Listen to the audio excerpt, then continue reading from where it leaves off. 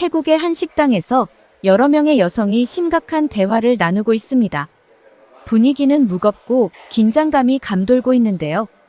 그때 한 여성은 눈에 띄게 화가 나 있는 듯 친구로 보이는 다른 여성을 향해 강하게 말을 던집니다. 너도 이제 그만해. 그렇게 한다고 해서 너한테 좋을 게 뭐가 있어? 너 한때는 한국을 누구보다 좋아했었잖아. 그런데 지금은 무슨 이유 때문에 누구보다 앞장서서 반한 감정을 퍼뜨리는 거야? 그녀의 말에는 실망과 분노가 섞여 있습니다. 한때는 가까웠던 두 친구 사이에 어떤 갈등이 있는 것인지 그들의 대화는 식당 안의 공기를 더욱 무겁게 만들고 있는데요. 도대체 이 여성들에게 무슨 일이 있는 것일까요? 지금 사연 바로 시작합니다. 잠깐 영상 시청 전 좋아요 한 번씩 눌러주시면 감사하겠습니다. 안녕하세요. 저는 태국에 살고 있는 린차야입니다. 저는 현재 태국 관광청에서 일하면서 태국이란 나라를 전 세계에 알리는 일을 하고 있는데요. 제가 맡은 일은 보통 외국 여행사와 협력해 태국의 전통 시장 투어나 사원 방문 같은 체험형 관광 패키지를 개발하고 국제 관광 박람회에 참여해 태국 문화를 직접 체험할 수 있는 프로그램을 기획하기도 합니다. 그리고 외국 언론과의 협력을 통해 태국 문화를 알리는 기사를 작성하는 일도 하고 있어요. 제가 이렇게 사연을 보내는 이유는 요즘 태국에서 한국에 대한 반감이 커지고 있다는 얘기를 많이들 들으셨을 것 같아서예요. 그런데 꼭 말씀드리고 싶은 건 모든 태국인들이 그런 감정을 가지고 있는 건 아니라는 것입니다. 사실 태국은 아시아에서도 K-팝 열기가 정말 뜨거운 나라 중 하나거든요.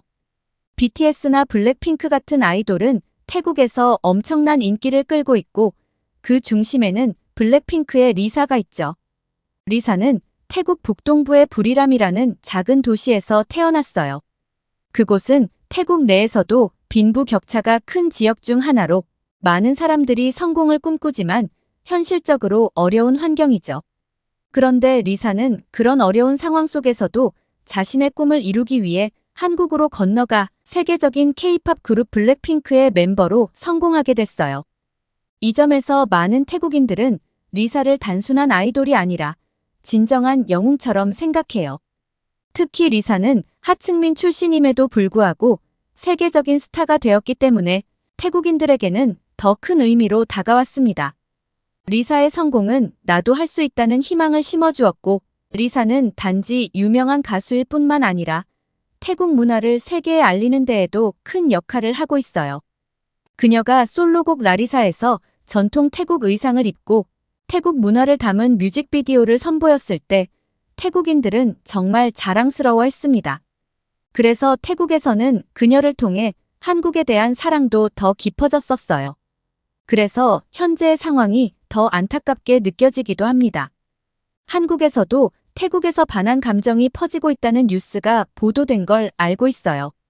이 일이 시작된 건 지난 10월 말 태국의 한 언론사에서 한국 입국을 거부당하는 태국인들이 늘고 있다고 보도하면서부터였어요. 저도 처음에 한국 공항에서 태국인들이 입국을 거부당했다는 소식을 접하고 정말 놀랐어요. 태국인들이 한국을 여행하려고 갔는데 무더기로 입국이 거부되었다는 뉴스에 이게 무슨 일인가 싶었죠. 많은 태국인들이 한국을 좋아하는데 한국이 우리를 이렇게 대하는 걸 보고 마음이 참 좋지 않았습니다. 마치 한국이 태국을 무시하는 것처럼 느껴졌거든요.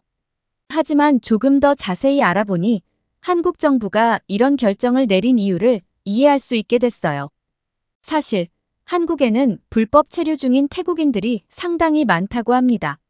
한국 정부에 따르면 현재 한국에 거주 중인 불법 체류자 중 태국인이 가장 많은 비율을 차지하고 있고 이들 중 상당수가 관광 비자를 이용해 입국한 후 체류 기간을 초과해 불법으로 일하거나 머무르고 있는 상황이라는 거였어요. 한국에서 불법 체류하고 있는 태국인의 수가 2015년 5만 2천여 명에서 작년 15만 7천여 명으로 무려 3배 가까이 급증했다고 하더라고요. 이 사람들은 모두 합법적인 비자 없이 몰래 한국에서 살고 있는 거죠. 사실 태국은 비자 면제 국가라 원래는 인천행 항공권만 있으면 최대 90일까지 체류가 가능했었어요. 그런데 이걸 악용해서 불법 체류하는 사람들이 많아지니까 한국 정부가 전자여행 허가 제도를 도입해서 입국 심사를 더 강화한 거예요. 그래서 일부 태국인들은 한국의 입국 심사를 피해보려고 제주도를 공략하기 시작했는데 실제로 제주도에서는 입국 심사를 통과한 태국인 관광객 중 일부가 관광 일정에서 이탈해 사라지는 경우가 많고 이들 대부분은 육지로 밀항을 시도했다고 하더라고요. 심지어 이렇게 몰래 들어와서 불법 체류하는 태국인들이 한국에서 문제를 일으키고 있는데 지난 7월에는 경기도 수원에서 태국인 불법 체류자가 마약을 하고 무등록 차량을 운전하다가 사고를 내고 도망가다 시민의 도움으로 경찰에 잡힌 사건도 있었어요. 또 최근 경기 안양에서는 태국인이 500억 원이 넘는 필로폰 16kg을 반죽 기계에 숨겨서 국내로 밀반입하려다가 잡힌 사건도 있었다네요. 이런 상황이 발생되다 보니 한국 정부 입장에서는 자국민을 보호하기 위해 태국인들의 한국 입국 심사를 더 엄격하게 할 수밖에 없었던 거죠. 불법 체류자로 인해 한국의 치안 문제가 불거지기도 했고 또 자연스럽게 자국민의 일할 곳을 빼앗는 게 아니냐는 지적도 나왔었기 때문입니다. 그래서 한국 정부의 입장에서는 이런 조치가 불가피했겠다는 생각이 들기도 했습니다. 그리고 솔직히 한국 정부가 태국 불법 체류자들로 인해 골머리를 썩을 때 태국 정부에서는 이런 현실을 본체 만체하며 나 몰라라 해온 것도 사실입니다. 여러 상황을 생각해보니 태국인으로서 오히려 한국에 미안하고 부끄러운 마음이 들더군요. 하지만 대부분의 태국인들은 이런 사실을 잘 모르고 한국에 강한 불만을 드러내기 시작했어요. 심지어 태국에서 잘 알려진 인플루언서마저도 한국에 입국하려다 공항에서 거부당했고 이 인플루언서가 한국에서의 입국 거부 경험을 소셜미디어에 올리자 많은 태국인들의 분노는 더욱 빠르게 확산되었습니다. 그리고 여러 태국인들이 소셜미디어를 통해 너도 나도 한국의 입국 거부 경험을 올리기 시작했어요. 어떤 태국 여성은 수많은 서류를 제시해 신뢰성을 보여도 입국 절차에서 거절당해 결국 발길을 돌렸다며 한국을 여러 차례 방문한 경험으로 입국 심사대의 질문을 잘 알기 때문에 여행에 관한 모든 자료를 준비했지만 월급과 비교해 너무 많은 돈을 들고 왔다는 이유로 입국을 거절당했다고 했어요. 그녀는 5년 동안 이번 여행을 위해 돈을 모았던 것이었다고 말했습니다. 태국의 한 대학 교수는 20여 개국을 여행했지만 한국에서는 입국을 거부당했다고 했어요. 또 다른 태국인은 과거 4번이나 한국을 방문한 기록을 보고 왜 다른 나라를 방문하지 않느냐는 질문을 받았다면서 마치 내가 범죄자이냐 끊임없이 신문받았다고 말했죠. 이런 사실들이 소셜미디어를 통해서 알려지자 대부분의 태국인들의 반응은 한국에 불법 체류하는 태국인들이 많다는 것은 알겠지만 합법적으로 한국을 관광하려는 태국인들에게 입국을 거부하는 것은 부당하다는 반응들이었습니다.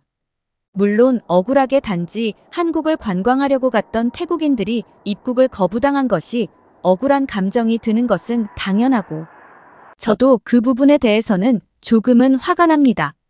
하지만 태국인 방문객이 줄면서 한국에 불법 체류하는 태국인들도 함께 줄었다는 한국 정부의 발표에 더 이상 할 말이 없어지더라고요. 물론 억울하게 한국에 입국 거부당한 태국인들도 있지만 한국을 방문하는 목적이 단순하지 않았던 태국인들도 많았다는 거니까요. 하지만 그런 사실에는 이미 태국인들은 관심이 없었습니다. 소셜미디어에 일부 네티즌들이 엇나간 시선으로 이런 상황을 선동하기 시작했고 그렇게 태국 내에서 한국에 대한 부정적인 감정이 퍼져나갔어요. 특히 벤코리아와 같은 해시태그가 유행하면서 많은 태국인들이 한국 여행을 금지하자는 목소리를 내더니 이제는 한국인도 태국에 오지 말라는 분위기까지 형성되고야 말았죠. 그런데 이런 와중에 상황을 더욱 악화시키는 사건이 발생하고 말았습니다. 태국여행협회 부회장의 한국 비하 발언으로 난리가 나버린 거죠.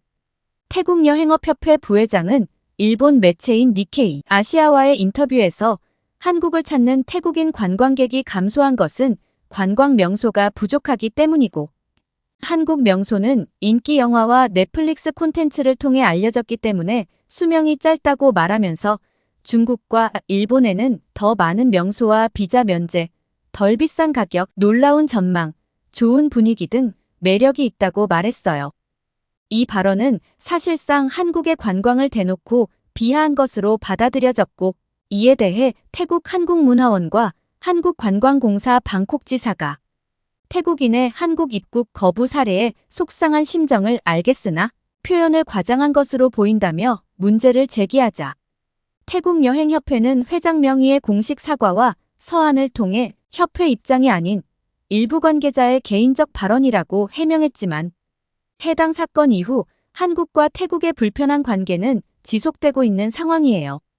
그런데 태국여행협회장의 이런 발언은 현지 민심을 이용한 하나의 마케팅 전략이었을 가능성이 커요. 한국이 그동안 태국 사람들 사이에서 인기 있는 여행지였는데, 최근에 여러 이유로 한국 여행이 줄어들면서 협회에서는 그 자리를 일본이나 중국 같은 다른 나라가 채우길 바랐겠죠. 그래서 일본이나 중국을 더 많이 가라고 권유한 것 같은데, 이게 오히려 독이 되어버렸어요. 태국에서 한국을 비판하는 발언들이 나오면서 태국이 오히려 국제적으로 비판을 받는 상황이 되었습니다. 태국이 불법 이민자 문제나 강력 범죄를 제대로 막지 못하고 있는 상황에서 한국을 비판하니까 미국이나 일본 같은 나라들도 태국에 대해 불편함을 표현하기 시작한 거죠. 사실 이들 나라들은 원래도 태국의 불법 체류자 문제에 대해 불만이 있었는데, 이번 일을 계기로 한국의 입장에 공감하면서 태국을 비판하는 목소리가 더 커진 겁니다. 그래서 저는 진짜 태국인들의 이런 엇나간 반한 캠페인을 제발 말리고 싶어요. 지금 태국인들이 이럴 때가 아니거든요. 한국 여행 금지 운동이 시작되고 나서 태국인들이 실제로 한국보다는 중국과 일본으로 여행을 많이 가긴 했어요. 그 모습을 보고 태국 내에서 한국 여행에 대한 반대 운동이 먹혀 들어갔다며 한국에 상당한 영향을 줬을 거라며 의기양양해 하더라고요. 하지만 중요한 것은 이게 아니에요. 태국의 최대 관광 도시가 바로 방콕이잖아요.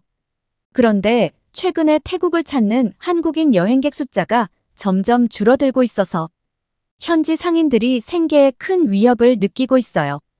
이러다 보니 방콕 안에서 폭동이 일어났고, 상인들은 자기 밥그릇을 지키기 위해 무력까지 사용하면서 시위하고 있는 상황이에요. 관광객이 줄어드는 게 단순히 돈 문제로 끝나는 게 아니라 사회적 불안정까지 불러오고 있는 거죠. 사실 저는 그런 피해를 직접 목격하고 있습니다. 바로 저희 엄마 이야기예요. 엄마는 방콕에서 식당을 운영하시는데, 이곳은 한국인들에게 꽤 잘 알려져 있어서 주로 한국인 손님들이 많았거든요. 그런데 한국 여행 금지 운동이 유행하고 나서부터 주변 상인들이 식당 앞에 한국인을 거부하겠다는 표말을 붙이기 시작했어요. 심지어 한국인 손님들을 쫓아내는 일까지 벌어졌고, 이 사실이 알려지자 한국인들이 발길을 끊어버렸습니다. 당연히 엄마 식당에도 손님이 더 이상 찾아오지 않게 되었어요. 상인들은 처음에는 한국인들이 안 와도 괜찮다고 생각했어요. 어차피 중국인들이 많이 올 테니까 한국인들쯤은 무시해도 된다고 여겼죠. 실제로 그 지역은 중국인들로 채워지기 시작했는데, 문제는 그때부터였습니다. 거리가 온통 중국 사람들로 가득 차다 보니 그들의 비상식적인 행동들이 눈에 띄기 시작했어요. 밥을 먹다가 일행과 싸워서 식당 집기를 던지기도 하고, 음식 양이 적다며 더 달라고 난리를 치거나, 화장실이 있음에도 가게 앞에서 아이가 소변을 보게 하는 등 정말 눈살이 찌푸려지는 행동을 서슴지 않고 하더라고요. 한국인을 거부하기 전까지만 해도 다양한 인종의 관광객들이 찾아와서 중국인들도 좀 눈치를 보며 행동했을 거예요. 그런데 지금은 완전히 자기들 세상이라고 생각하는지 여기가 태국인지 중국인지 헷갈릴 정도로 지역 상권이 지저분해졌습니다. 결국 엄마 식당이 있는 지역의 상권은 거의 죽어버렸고, 엄마도 코로나 때보다 더 힘든 상황인 것 같다고 하시더라고요.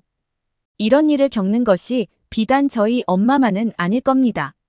태국에서 관광업으로 생계를 이어가는 많은 분들이 비슷한 어려움을 겪고 계실 거예요. 관광객이 줄어들면서 생계에 큰 타격을 받고 있는 거죠.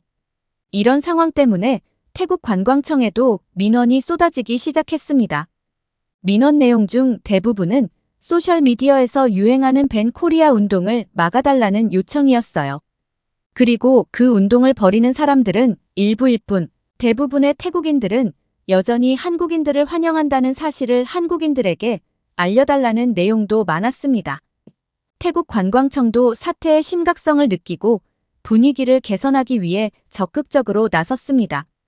그 일환으로 태국인들이 한국인 관광객을 기다리고 있다는 메시지를 담은 유튜브 콘텐츠를 제작해 업로드하기도 했어요. 이렇게 많은 태국 사람들이 한국인을 환영한다는 사실을 알리고 오해를 풀기 위해 노력하고 있는 거죠. 이런 상황에서 제가 더 황당한 일을 겪었어요. 그날은 고등학교 시절 절친이었던 친구들을 만나는 날이었어요. 어디서 만날까 고민을 하다가 친구들이 저희 엄마 음식 솜씨가 그립다며 엄마 식당에서 만나자고 했습니다. 마침 손님도 없던 터라 저는 흔쾌히 수락했고 엄마 식당에서 모임을 가졌어요. 약속 시간에 친구들이 엄마 식당으로 찾아왔는데 가게에 들어서자마자 깜짝 놀라더라고요. 왜 이렇게 손님이 없느냐는 거였습니다. 그래서 저는 일련의 사정들을 친구들에게 털어놨어요. 태국 사람들이 제발 밴코리아 운동을 그만했으면 좋겠다고 했습니다. 그런데 제 친구 차타티다는 엄마 식당 사정은 이해가 가지만 오히려 태국에서 밴코리아 운동을 더 강하게 해야 한국 정부도 뭔가 느낄 게 있을 거라고 하더군요. 친구의 말을 듣고 저는 깜짝 놀라서 혹시 너도 밴코리아 해시태그를 쓰냐고 물어봤습니다. 그랬더니 친구가 사실은 자기도 한국에 갔다가 입국 거부를 당해서 한국 땅은 밟아보지도 못하고 태국으로 다시 돌아오게 되었다고 하더라고요. 그때 입은 피해가 이만저만이 아니라면서 분통을 터뜨렸어요. 제 주변에 한국 입국 거부를 당한 사람이 있다니 정말 놀랐죠. 그래서 처음에는 어떻게 해서 거부를 당하게 되었냐고 물어봤습니다. 차타티다가 말하기를 한국 출입국 관리소에서 한국에 온 이유가 무엇이냐고 이것저것 많이 물었다고 해요. 그런데 더 놀라운 건 친구의 대답이었어요. 사실은 여행을 가장한 취업 목적이었다고 하더라고요. 차타티다의 다른 친구가 한국에서는 6개월만 일해도 태국에서 버는 돈의 3배는 벌 수 있다고 말해서 차타티다도 혹해서 가보려고 했던 거죠. 그 친구가 차타티다에게 한국에 오기만 하면 일자리는 알아봐 줄 테니 일단 들어오기만 하라고 했다고 하네요. 그 말을 듣는데 정말 기가 막히더라고요. 자기가 하려고 했던 행동이 불법인지도 모르고 밴 코리아 운동이 정당하다고 말하는 게 어이가 없었어요. 차타티다의 이야기를 들으면서 한국에서 왜 입국 관리를 철저하게 할 수밖에 없는지 이해가 됐습니다. 저는 차타티다에게 이렇게 말했습니다. 지금 내가 하려고 했던 일이 얼마나 잘못된 일인지 알고 있어. 너처럼 개인의 이익을 위해 불법을 저지르는 태국인들 때문에 아무 잘못도 없는 그냥 여행을 하려고 한국에 가려는 수많은 태국인들이 입국 거부를 당하고 있어. 우리 엄마도 평생 성실하게 식당을 운영한 죄밖에 없는데 이렇게 입국 거부당한 태국인들의 엇나간 유행 때문에 피해를 보고 있잖아. 게다가 이 상황이 장기화되면 결국 우리나라 전체가 타격을 입게 될 거야. 그렇게 생각이 짧으면 어떡해? 지금 당장 그만둬야 해. 다신 그런 행동하지도 말고 밴 코리아 해시태그 운동도 그만하라고. 저는 차타티다에게 진심으로 따끔하게 충고했어요. 차타티다는 저의 충고에 처음엔 기분 나빠하는 것 같았지만 주변 다른 친구들이 제 말에 더욱 공감해주면서 차타티다도 자기가 너무 생각이 짧았던 것 같다면서 반성하더라고요. 그렇게 우리는 이런저런 이야기를 나누며 지각생 친구 아라야를 기다리고 있었습니다.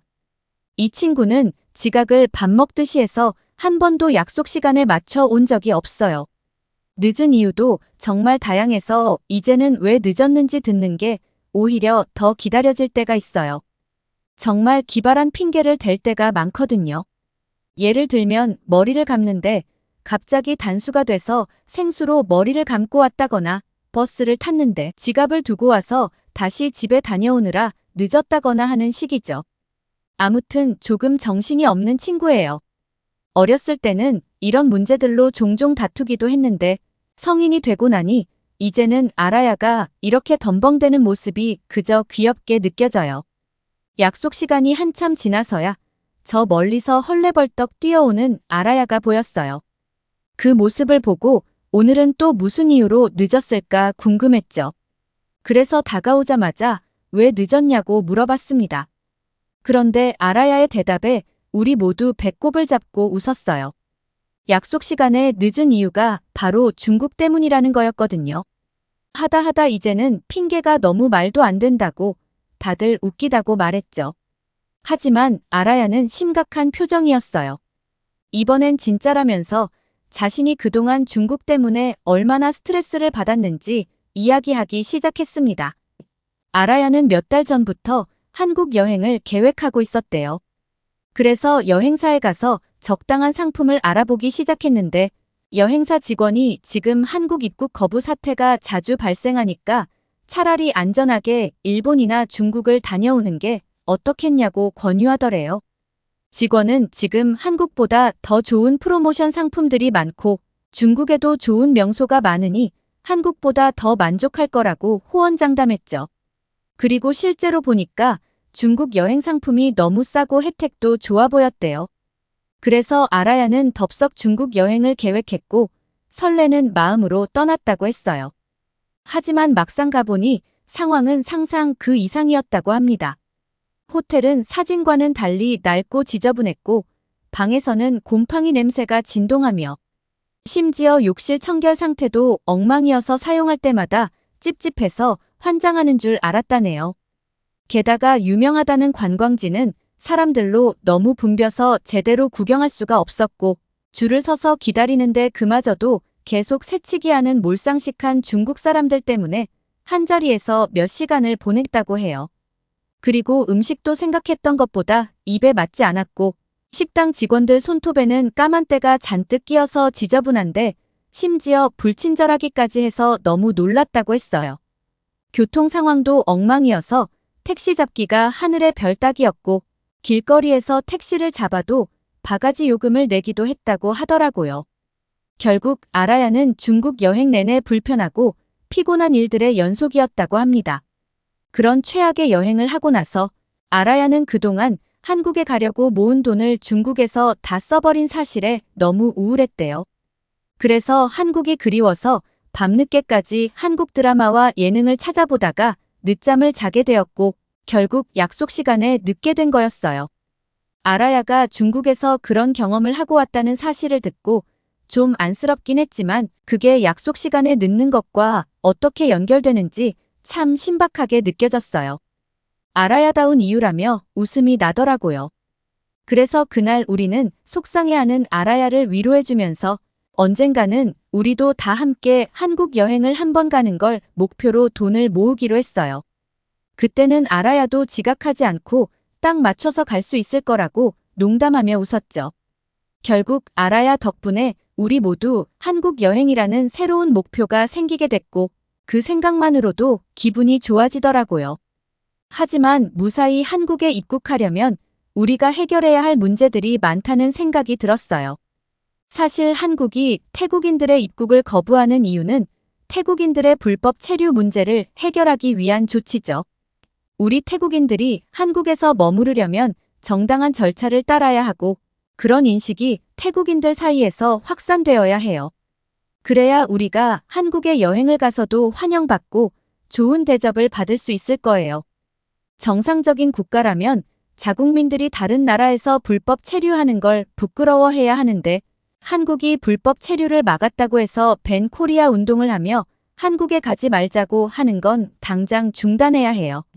대부분의 관광객들이 한국에서 안전함을 느끼는 이유가 바로 엄격한 입국 심사와 마약 단속 그리고 불법 체류자를 막기 때문인데 우리 태국인들이 그런 한국의 질서를 망치고 있는 거잖아요. 이런 상황에서 한국에 대한 반한 감정을 갖기보다는 오히려 미안한 감정을 가져야 한다고 생각해요. 우리도 한국에서 환영받고 싶다면 먼저 우리 자신이 바뀌어야 해요. 불법이 아닌 합법적인 방법으로 입국하고 한국의 법과 규칙을 존중하면서 생활해야 하죠. 그런 인식이 우리 사이에서 자리 잡을 때 한국과의 관계도 자연스럽게 좋아지고 더 많은 태국인들이 한국을 편하게 방문할 수 있을 거예요. 그런 날이 오길 바라며 우리도 할 수 있는 일부터 시작해야겠습니다. 오늘의 사연, 어떻게 들으셨나요? 태국과 한국의 관계 속에서 벌어지는 일들, 그리고 우리 개개인의 행동이 얼마나 큰 영향을 미칠 수 있는지를 다시 한번 생각해 보게 됩니다. 불법 체류와 같은 문제는 단순히 개인의 문제가 아니라 국가와 국가 간의 신뢰와 안전에도 영향을 미친다는 것을 기억해야 할 것 같네요. 오늘의 사연이 좋으셨다면 구독과 좋아요를 눌러주세요. 여러분의 구독과 좋아요는 영상 제작에 큰 힘이 됩니다. 끝까지 시청해주셔서 감사합니다. 더욱더 감명 깊은 사연으로 찾아뵐게요.